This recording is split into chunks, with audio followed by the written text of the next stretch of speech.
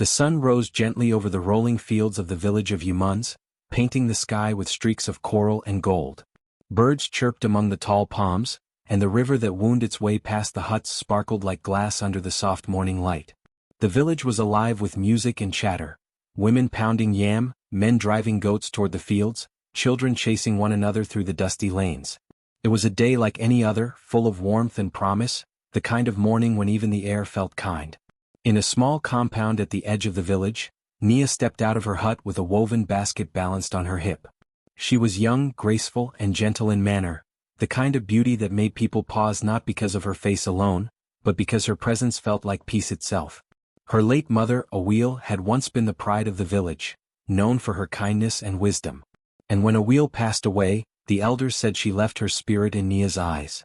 Her father, Chief Edu, was a respected man, a fair leader, proud but just, with silver streaks beginning to show in his beard. Since Awil's death, he had loved his daughter fiercely, protecting her from the harsh winds of gossip and envy. But time had made him lonely, and so he remarried, hoping to bring a motherly figure into Nia's life.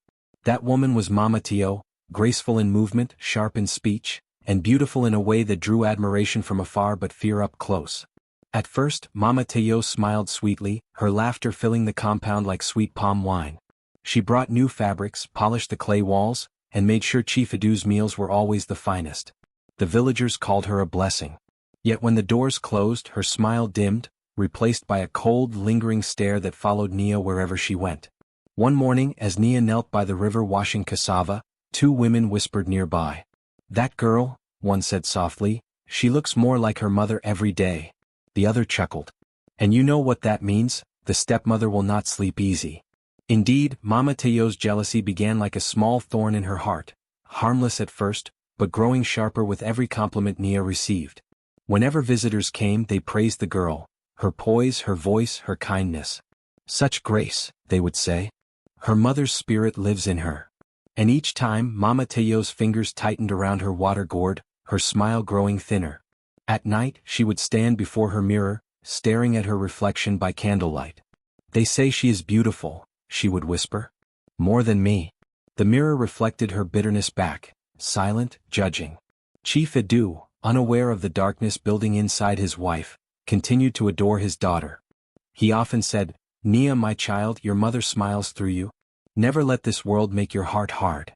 Nia would smile softly, brushing her fingers over the carved wooden beads her mother had once worn. "I will not, father," she always answered. "A good heart shines longer than a fair face." That evening, as the sun melted into the horizon, Chief Edu called his daughter to his hut. The flicker of the oil lamp painted the room in soft amber light. On the wooden table before him sat a small bundle wrapped in silk. "This belonged to your mother," he said. "She wanted you to have it when you came of age." Nia unwrapped the bundle carefully, her breath catching. Inside lay a mirror, carved from dark wood and engraved with tiny Adinkra symbols: beauty, truth, destiny. The glass shimmered faintly, catching the firelight as if it held a hidden glow. "This mirror," her father said, "does not just show the face. It shows the truth of the heart. Your mother believed that as long as your heart is pure, your reflection will never lie."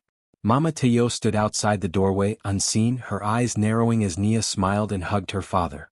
The mirror's faint glow flickered across her jealous face, and a shadow seemed to pass through her gaze, dark and heavy, like a storm waiting for its first thunder. As the drums of the village beat in the distance and the scent of roasting yam filled the air, Mama Teo whispered under her breath, her voice low and cold. "Let us see, little dove, how long that mirror will smile for you." That evening, the village sky dimmed to deep violet, and the sound of distant drums faded into the hum of crickets. The air was soft and still, carrying the scent of burning firewood and roasted maize. Inside Chief Edu's compound, a calm silence rested over the courtyard. Nia sat on a small wooden stool beneath the orange glow of a flickering oil lamp. In her hands she held the mirror, the gift from her father, the relic of her late mother. Its frame was carved from dark Urako wood, polished to a deep shine, and marked with old Adinkra symbols for truth, love, and destiny. Nia gazed into its surface, her reflection trembling slightly in the flame's light. Her face looked peaceful, her eyes full of gratitude and curiosity. "Mama," she whispered, tracing her fingers across the carvings, "if your spirit lives within this mirror, may it guide me as it guided you." Behind her, Chief Edu watched with a tender smile. Your mother carried that mirror since her youth, he said softly. She always said it told her what the heart could not hide. It showed her when she was strong and when she was lost. Nia looked up, her eyes bright with emotion. Did it ever lie to her, father? He chuckled gently. The mirror never lies, my child. But it does not always show what we wish to see. It shows truth, and sometimes truth is heavier than beauty. As father and daughter spoke, Mama Teo stood near the window, her figure outlined against the lamplight. Her lips pressed together tightly as she listened, her hands folded across her chest. Her eyes glinted like small, sharp stones. Every word about a wheel, every fond memory, every mention of the mirror scraped against her pride like a blade. After Nia went to her room, Mama Teo entered the hut quietly. Chief Adu looked up, smiling. You heard, my dear, she has her mother's spirit. That girl will bring honor to our name. Mama Teo returned the smile, though it felt tight on her face. Yes, she is special, she said carefully, her voice honeyed. Perhaps even blessed. She let the word blessed linger, then sat close to her husband. Tell me, Adu, what makes that mirror so powerful? Is it not just glass? He laughed softly. It's not just glass. The gods themselves are said to have blessed it. When a wheel was with child, she looked into that mirror and said it showed her the face of her unborn daughter. That is why it belongs to Nia. It is her destiny. Mama Teo's gaze darkened slightly. So, her destiny is bound to that mirror? Chief Adu nodded. Yes. And may the gods keep it safe. As long as her heart is pure, it will protect her. Later that night, after Adu fell asleep, Mama Teo lay awake, her thoughts racing. The mirror glowed faintly in Nia's hut, visible through the half-open door. Jealousy stirred inside her chest like a restless spirit. She thought of how people in the market spoke of Nia's beauty, of how they compared her to the Leda wheel, never to her, the living wife. They praise her face, her grace, her spirit, she thought bitterly. But they never praise me. They see me only as the shadow behind her light. She rose from the mat and moved quietly toward Nia's room. The oil lamp inside flickered over Nia's sleeping face, peaceful and untroubled. The mirror rested beside her pillow, gleaming faintly in the darkness. Mama Teo's reflection appeared in its surface, twisted slightly by the dim light. For a moment she saw herself, proud, elegant, yet her eyes looked cold. She whispered under her breath, Show me what you see in her that you do not see in me. The mirror stayed silent, reflecting only her face and the sleeping girl beside her. But something in that silence enraged her even more, as if the mirror refused to answer because she was unworthy of asking. She turned away quickly, her jaw tight, and muttered, If that mirror gives her beauty and blessing, then I will make it her curse. The next morning, Nia awoke with a bright smile. She greeted her stepmother warmly, offering her a bowl of pap. Good morning, Mama, she said. May the gods bless our home today. Mama Teo forced a smile, her heart twisting. Good morning, my child. May the gods show us truth. As Nia walked away humming softly, Mama Teo's smile faded. She looked toward the forest in the distance, where mist gathered like secrets. She had heard of an old woman there, a witch who could bend light, twist beauty, and change the face of destiny. That evening, as the sun sank behind the hills, Mama Teo packed a small pouch of coins, palm oil, and a lock of Nia's hair. She wrapped her shawl tightly and whispered to herself, If the mirror shows her truth, then I shall give it a new truth, one that she will never forget. The crickets cried out as she stepped into the darkness, and the sound of her sandals on the dirt path echoed like a warning through the sleeping village. The forest at night was alive with whispers. The air hung thick with the scent of damp earth and wild herbs, and the moonlight barely reached through the tall canopies of ancient trees. Mama Teo moved carefully, her lantern flickering against the dark trunks, casting long, trembling shadows. Every few steps she heard the sound of unseen creatures, the flutter of wings, the rustle of leaves, and each sound made her heart quicken. But she didn't stop. Jealousy burned hotter than fear. She followed the narrow footpath until the trees opened into a small clearing. In the center stood a crooked hut made of bones, feathers, and dried gourds. Strange markings circled the entrance, symbols of spirits drawn in white ash. Hanging from the doorframe were charms that rattled in the wind, whispering in languages no mortal tongue could speak. From within came a voice, low, crackling, ancient. Who walks the path of envy beneath the moonlight? Mama Teo hesitated, clutching her shawl tighter. It is I, Mama Teo of Yumun's village, she said, her voice steady though her hands trembled. I come seeking the wisdom of the forest mother. The door creaked open and a hunched figure stepped into the light. The old witch, her back curved like a bow, had skin as dark as the night soil and eyes that glowed faintly blue. Strings of cowrie shells and bones hung around her neck, clinking softly as she moved. "Why do you call on me?" the witch rasped. "Few dare disturb the spirits for selfish wants." Mama Teo bowed low, forcing her voice to stay calm. "It is not selfishness. It is justice. My stepdaughter, Nia, steals all praise and love. The people worship her face as though she were a goddess reborn.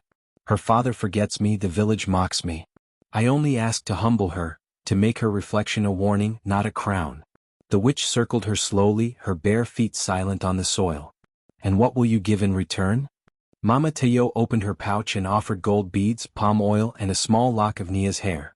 "These and my promise of silence." The witch stared at the hair for a long moment, then took it between her fingers and sniffed. "Her spirit is strong," she murmured. "She carries the blessing of her mother's mirror. You wish to turn that blessing into her curse?" Mama Teo nodded quickly. "Yes. I want her to see ugliness when she looks into it. I want her beauty to fade so that all who praised her will turn away in disgust." The witch gave a slow, rattling laugh that made the hairs on Mama Teo's neck rise. "You asked to curse truth itself. Be warned, woman, truth does not die quietly. The mirror does not obey hate without asking for blood in return." "I don't care," Mama Teo snapped. "Let it take what it must. Just make her less than she is." The old woman's grin spread wide, showing teeth yellow and sharp as stones. "Then listen well." She began to chant, her voice low and rhythmic, words older than the forest itself. The ground trembled faintly as wind swirled around them, lifting dust and leaves into a spiral.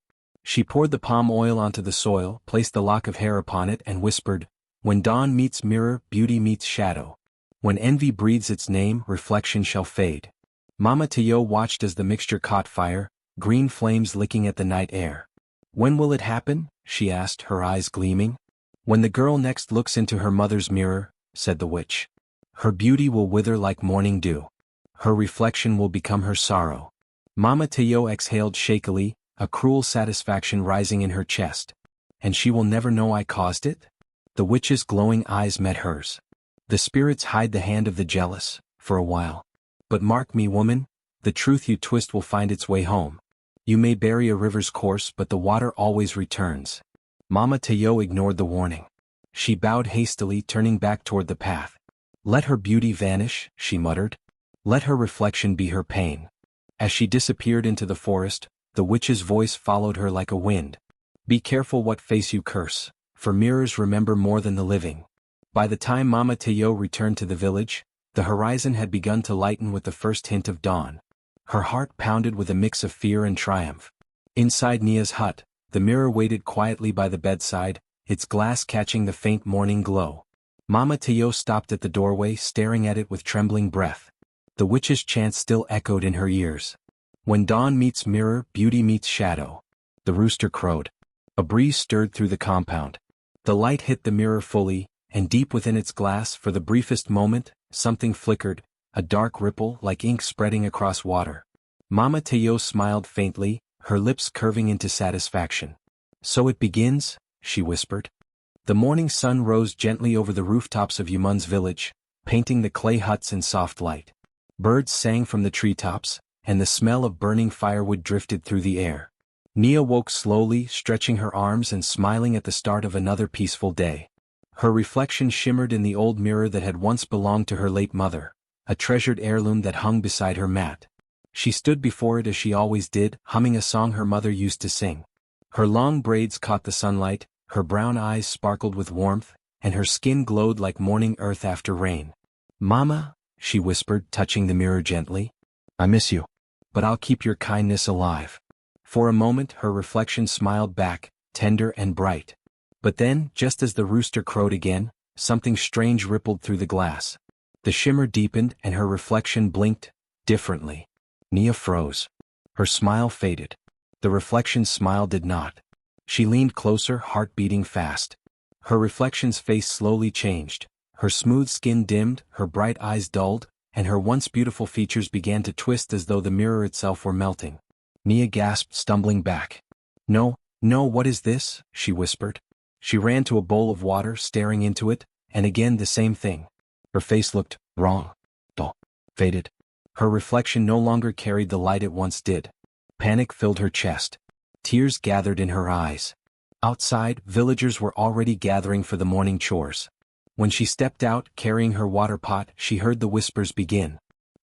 Is that Nia? One woman muttered. She looks different, another said quietly. What happened to her face? The words cut deeper than any knife. Nia kept walking, her head lowered, but she could feel every stare piercing her. Her friend Asha approached, eyes full of confusion. Nia, what's wrong? You look pale. Are you ill? I don't know, Nia stammered. I woke up like this. I don't understand what's happening. Mama Teo stood in the distance, watching with concealed delight. She pretended to look concerned, but her lips curved in satisfaction. Perhaps the gods are showing her humility, she said loudly enough for the others to hear. Beauty is not everlasting. The villagers nodded, murmuring in agreement. She was too proud. Maybe she angered the spirits. Yes, even a flower must one day wither. Nia's chest tightened. She wanted to scream that she had never been proud, that she had done nothing wrong. But her voice caught in her throat. Tears blurred her vision. She turned and ran back into her hut, sobbing. Inside, she stared at the mirror again. What have I done to deserve this? She cried. Mother, if your spirit can hear me, tell me what is happening. Her reflection stared back, twisted, unkind. But for a brief second, deep in the glass, she thought she saw her mother's eyes, calm, sorrowful. A whisper followed, so soft it was almost swallowed by the wind. Do not believe what envy has made. The truth of the heart will not fade. Nia gasped. Mother? Is that you? She pressed her palm against the glass, but the vision vanished. Days passed and the whispers in the village grew crueler.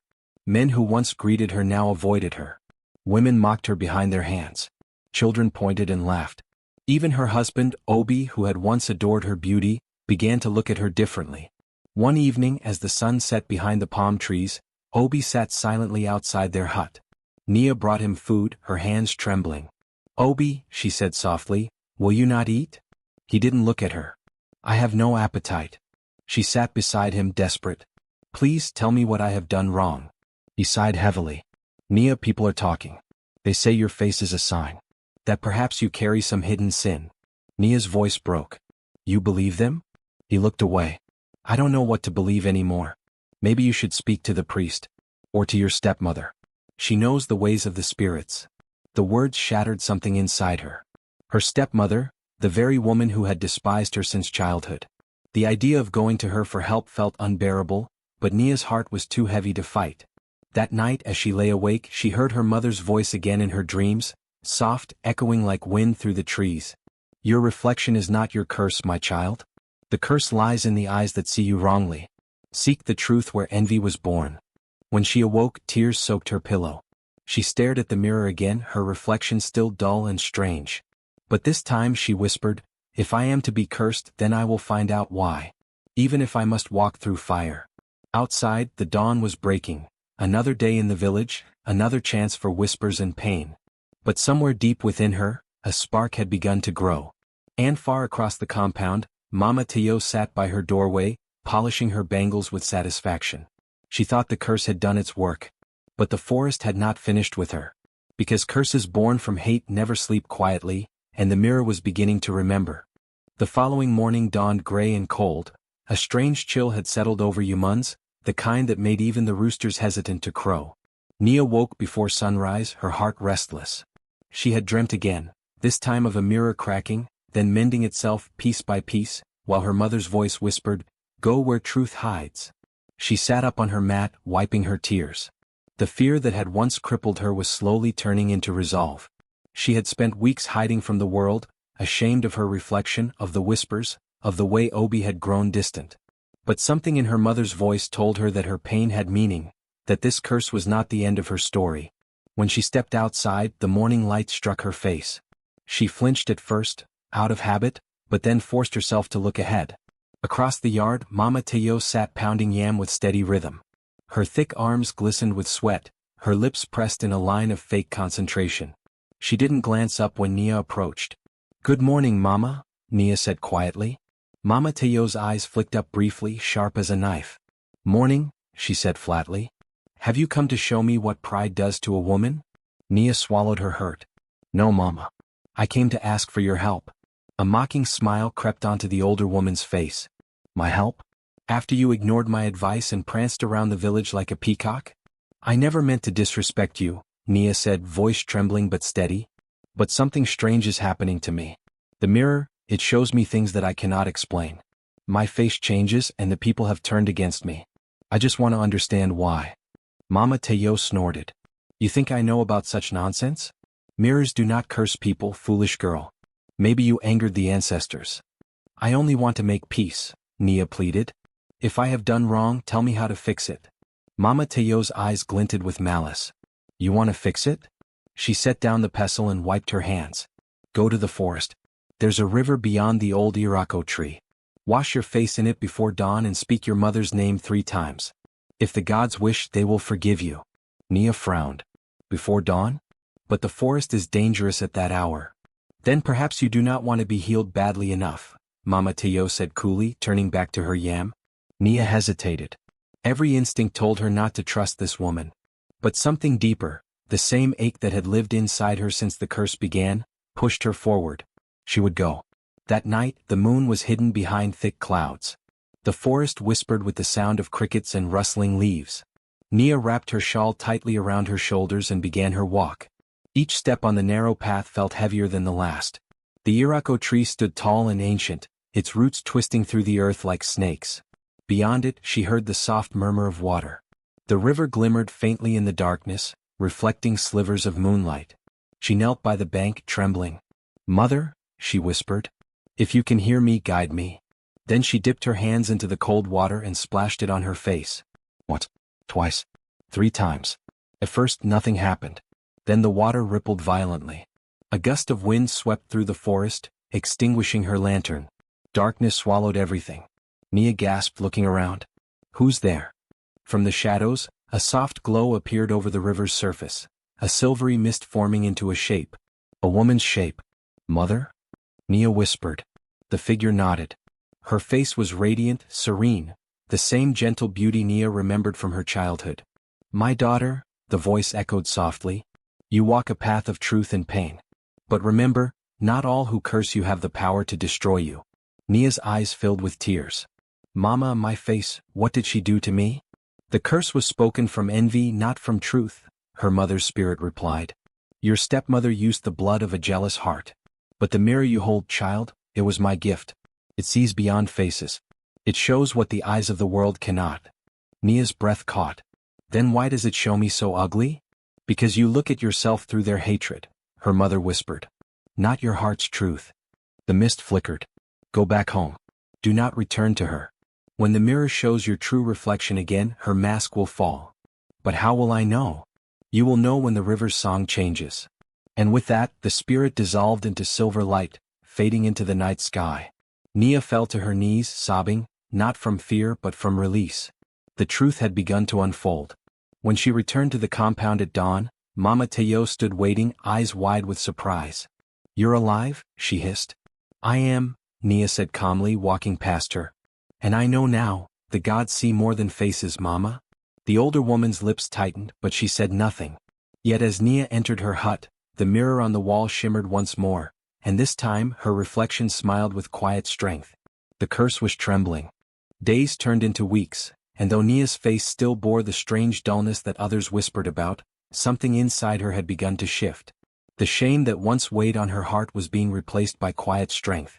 She no longer avoided her reflection. Instead, she stood before the mirror each morning, whispering the words her mother had spoken. Not all who curse you have the power to destroy you. The villagers still murmured when she passed. Some pitied her. Others mocked her. But now, when Nia met their eyes, her calmness disarmed them. The same people who had laughed began to feel uneasy, as if something about her gaze reflected their own cruelty back at them. Obi, her husband, noticed the change too. One evening, he came home early from the fields, expecting to find her crying as usual. Instead, he found her kneeling before the mirror, her posture straight, her face serene. The soft light from the oil lamp danced over her skin. He hesitated at the door. You're talking to that mirror again? He said softly. Nia didn't turn. I'm listening to it, she replied. Obi frowned. A mirror doesn't talk, Nia. Maybe this curse has. She turned toward him, her voice firm but gentle. You don't understand. It doesn't show me ugliness anymore. It shows me strength. It shows me who I truly am, not what they say I am. Her words startled him. He had grown used to her sadness, to her fragile silence. This new Nia, calm, unafraid, made him feel both admiration and guilt. Nia, he said quietly, walking closer, I should have stood by you. I was weak. She looked at him, her expression softening. You were afraid like everyone else. But fear doesn't last forever, Obi. Truth does. For a long time he said nothing. Then, slowly, he knelt beside her. Together they looked into the mirror. For the first time since the curse, the glass did not ripple. Their reflections were steady, not beautiful in a worldly sense but peaceful, human, real. I see us, Obi whispered. Yes, Nia said. Not what the world wants us to be but what we are. Outside, thunder rolled softly in the distance, the first sound of rain after a long dry spell. The wind rushed through the trees, and with it came the scent of wet earth and change. But across the compound, Mama Teo sat restless in her hut. Since Nia's return from the forest, her sleep had been plagued by strange dreams. Every night, she heard the sound of breaking glass, saw her own reflection twist and fade in the dark. She would wake up drenched in sweat, clutching her chest. That evening, as she fetched water from the well, she overheard two women whispering nearby. They say Nia's curse is fading. Fading? But didn't Mama Teo say the gods punished her? Maybe the gods have changed their mind. Mama Teo's hands trembled. The bucket slipped from her grasp, splashing water over her feet. She turned sharply and walked away, fury burning in her chest. Now she thought, that girl cannot rise again. Not after everything I've done. That night, she went into her secret room, a small space behind her sleeping mat, hidden by a curtain of palm leaves. Inside were jars filled with strange powders, bones, and a bowl of dark oil. She lit a small fire and began to chant, her voice low and trembling. Let her beauty stay buried, let her spirit break once more. But as she spoke, a gust of wind blew through the room, extinguishing the flame. The mirror on her wall cracked, a sharp, sudden sound that made her cry out. In the shattered glass, she saw not her reflection but Nia's, calm, steady, unafraid. Mama Teo stumbled back, her heart pounding. No, no, this can't be, she gasped. But the reflection spoke, her voice echoing through the small room. You cannot curse what was born of love, Nia's voice said, soft yet unyielding. Mama Teo screamed, covering her ears. The cracked mirror fell to the ground, splintering into a dozen pieces. Across the village at that same moment, Nia awoke with a start. The mirror beside her bed was glowing faintly, its surface smooth again, unbroken, whole. Mother, she whispered, tears filling her eyes. Is it over? A gentle warmth spread through the room. The mirror shimmered once more, revealing her reflection, her true face. The dullness was gone. Her eyes sparkled again, her skin glowed with quiet radiance. Obi stirred beside her and gasped when he saw her. Nia, your face. She smiled, touching his cheek. It was never my face that was cursed, Obi. It was their hearts. As the first drops of rain began to fall outside, the mirror's glow faded, leaving behind only calmness. But in Mama Teo's hut, the shards of broken glass began to hum faintly, a soft warning that though the curse had been lifted from Nia, its truth had only begun to reveal itself. The mirror had shown the truth, and now the truth would not rest. The rain fell all night, steady and cleansing. By morning, the red earth of Yumun's glistened, and the air carried the scent of renewal. Nia awoke to the sound of children laughing in the distance and birds calling from the trees. The light that poured into her hut was soft and golden white, the kind that made even the smallest things glow with life. She rose slowly, touched the smooth surface of the mirror, and smiled. It no longer shimmered strangely or twisted her reflection. It simply showed her, plain and whole. The face she saw now was peaceful, not because it was flawless, but because it was hers. The lines of pain had softened into quiet strength, her eyes alive with something deeper than beauty. Obi was already awake, sitting by the doorway watching the rainwater trickle down the slope. When he saw her, he stood up quickly, awe flickering across his face. Nia, he whispered. The village must see this. She shook her head gently. They have already seen what they wanted to see. Now they will see what they need to. They stepped outside together. The sky was clearing, patches of blue emerging between drifting clouds. The villagers were already gathering near the well, chattering about the storm, about the harvest, about omens and blessings. But when they saw Nia, their words faltered. She walked calmly, her steps firm, her head held high. The same villagers who had mocked her now fell silent. Some stared in disbelief. Others looked away ashamed. Mama Igioma, the old village matriarch, was the first to speak. "Child," she said softly, "your light has returned." Nia smiled. "It never left, Mama. The eyes of men only forgot how to see it." A murmur rippled through the crowd. Even the children sensed the weight of her words. Obi stepped forward, his voice trembling with conviction. "My wife was cursed, yes, but not by the gods. She was cursed by envy. And when the truth of her heart shone brighter than that envy, even the curse bowed down before her." The villagers nodded slowly, glancing uneasily toward Mama Teyo's hut. The old woman had not come out since the storm. Some said they'd heard her screaming in the night. Others whispered that her mirror had shattered itself. Just then the flap of Mama Teyo's door lifted. The woman emerged, her face pale and drawn, her once proud shoulders slumped.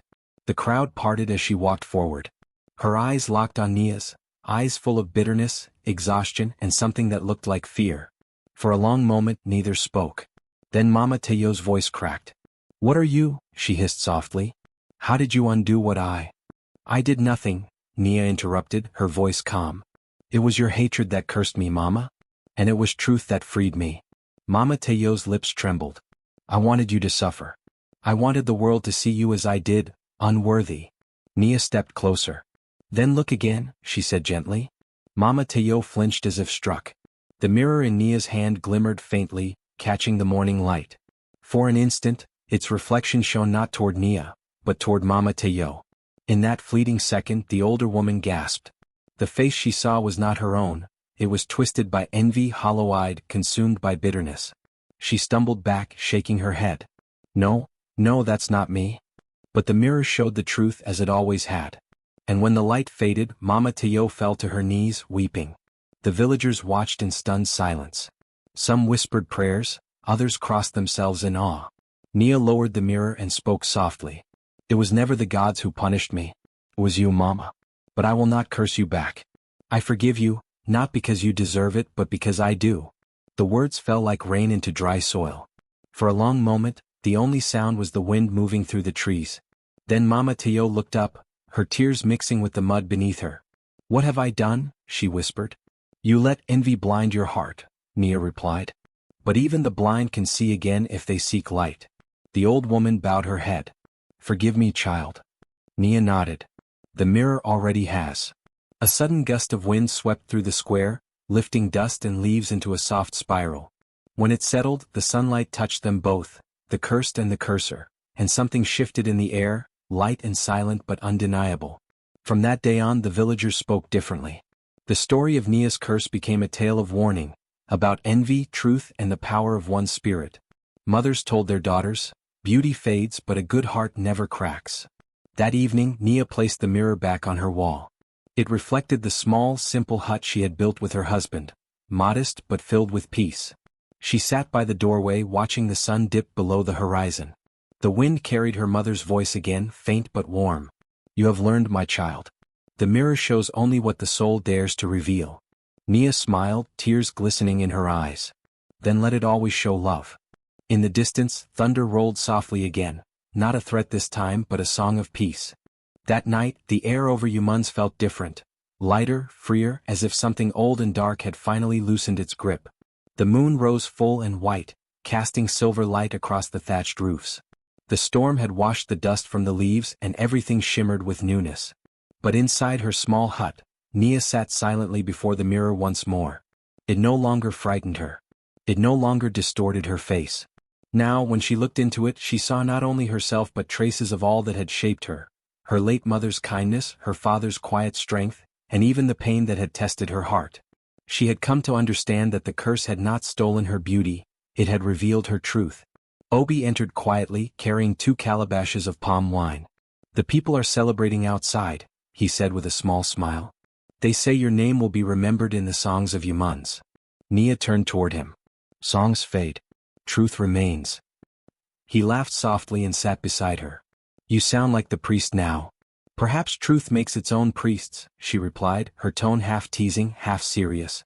They shared the palm wine, sitting close. The silence between them wasn't heavy anymore. It was gentle, filled with peace.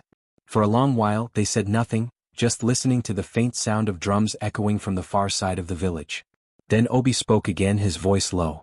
I used to think your beauty was your blessing. But now I see it was your spirit all along. Nia smiled faintly. Beauty is a shadow, Obi. It moves with the sun and disappears when the light changes.